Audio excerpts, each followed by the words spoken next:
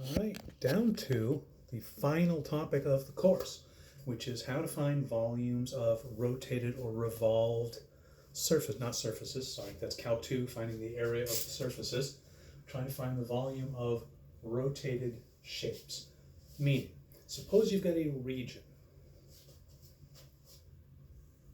just like we've been looking at. We've been talking about areas of regions or area under curves. We have a region here, and we're going to spin that around the x-axis, almost like it's made of paper or something and on a wire. The x-axis is a wire, and you twirl that between your fingers. You're going to get this blurry, sort of solid shape here. And if you were to cut that in cross-section, you'd always get a circle. How are we going to find the volume of this? Like we always do when we're using integral calculus, we're looking at dividing something up into a bunch of smaller pieces, finding the area, this time the volume of those pieces, and then adding them all up and looking what happens as the number of them goes to infinity. We don't bother talking about that, right? We add them all up and then we look at the limit and blah, blah, blah. We replace that with the integral sign. So let's look at how that works here.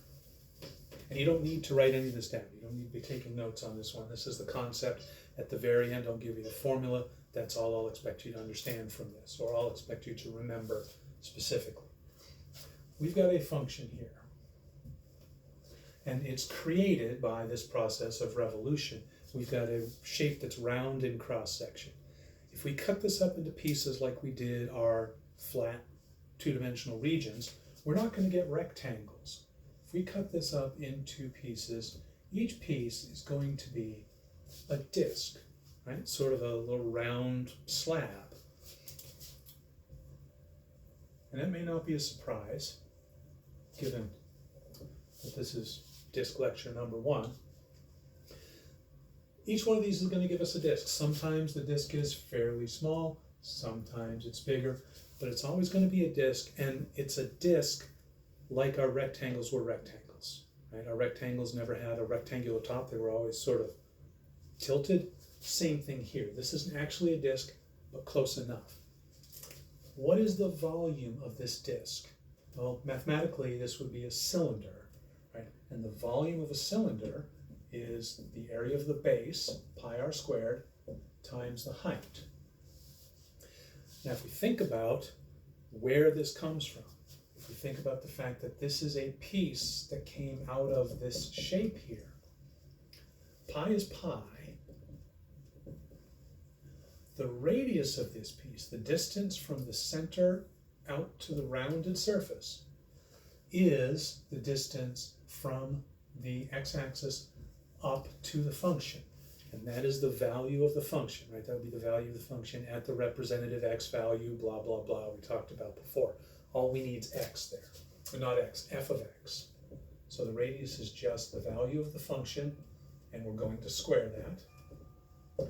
And then the height here, we've got the radius, the height is just the distance between the two circular parallel faces, the bases, and in our diagram here, where that comes from is how thick that slab is. And that corresponds to how wide our rectangles were. That's our dx. So the area of each of these cylinders is pi times the value of the function for some value of x squared times dx. Well, then we're going to add all of those up and take the limit as the number of them goes to infinity. That's our integral. So we're going to do our integral from wherever we start to wherever we end, whatever the limits of that region are. We're going to have the function squared dx, and let's just pull the pi out front. Pi is a constant. It's the same every single time. So we'll just leave that out front. And this is the takeaway.